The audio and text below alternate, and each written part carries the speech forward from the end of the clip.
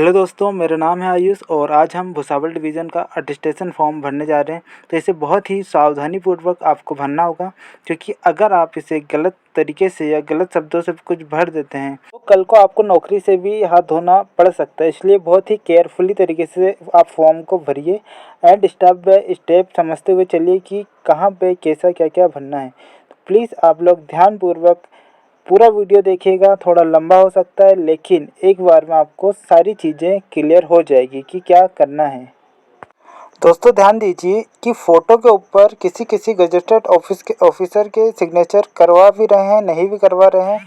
तो ये डिपेंड करता है डिवीज़न के ऊपर कि वहाँ पर क्या हो रहा है।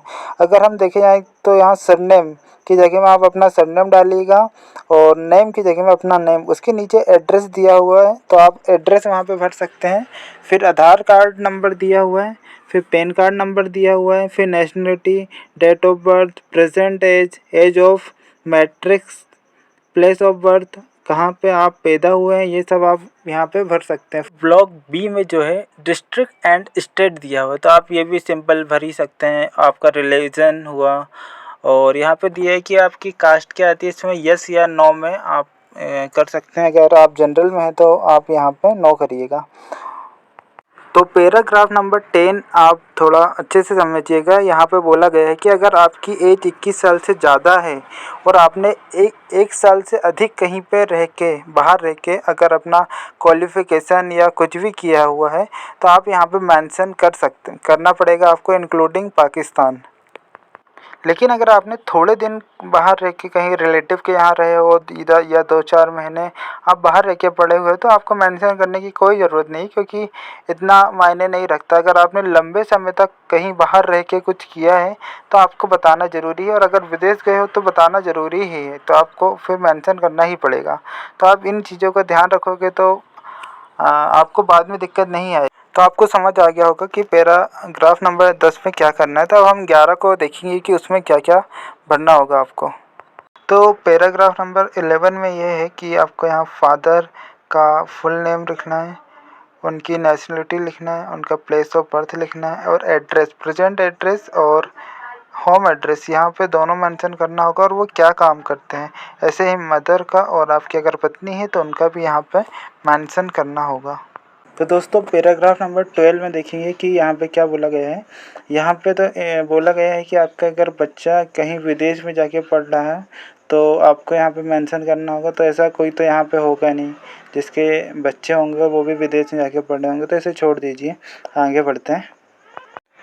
तो आप लोगों को सारी चीज़ें समझ आ रही होगी। हम देखते हैं पैराग्राफ नंबर 13, यहाँ पे क्या क्या बोला गया है। तो यहाँ बोला गया है कि आपका जो भी क्वालिफ़िकेशन है जो आपने 15 साल के बाद किया है वो यहाँ पे मेंशन करना है। चाहे वो 10th हो, यहाँ 10th 12th या ITI या आपने कोई डिग्री की हुई है, तो वो सारी चीज़ें आपको यहाँ पे मेंशन करना है। जैसे तो आप लोग यहाँ पे मेंशन कर सकते हैं जैसे कि आपने पॉलिटेक्निक किया हो, BA किया हो, या फिर कोई डिग्री की हो अलग, तो आप सभी चीज़ आपको सारी चीज़ यहाँ पे मेंशन करना होगा। और कब कौन से टाइम ड्यूरेशन में आपने किया है आपको ये भी बताना होगा। तो आप लोग सिंपली भर सकते हैं कि मैंने इस ईयर से इस ईयर तक किया हुआ है। पैराग्राफ नंबर 14 को देखेंगे। यहाँ बोला गया आर यू होल्डिंग और have any time held an appointment under centre और स्टेट गवर्नमेंट और अ सेमी गवर्नमेंट और अ क्वासी गवर्नमेंट बॉडी। मतलब आपने किसी भी सेक्टर में काम किया है और वहाँ से आपने रिज़ाइन दे दिया है तो आपको यहाँ पे वो मेंशन करना होगा। अगर किसी ने किया है तो वो यहाँ पे कर सकता है। अब सबसे इम्पोर्टेंट पार्ट पूरे फॉर्म का ये आने वाला 15 है। यहाँ पे आपको सारी चीज़ बतानी होगी पुलिस से रिलेटेड कि क्या आप कभी अरेस्ट हुए हो, क्या आप पे कभी कोई भी चीज़ों पे फ़ाइन लगा है, किसी भी क्रिमिनल एक्टिविटीज़ में आप इन्वॉल्व हो, या आप कभी कॉलेज स्कूल में फ़ाइन लगाया गया है, या आपको किसी भी एग्ज़ाम से बाहर किया गया है। तो आप वैसे इन सभी में नो टिक कर सकते हैं। और अगर आपने कभी ऐसा कुछ किया हो तो आपको वो यहाँ बताना बहुत ज़रूरी है, नहीं तो आपको बाद में बहुत प्रॉब्लम का सामना।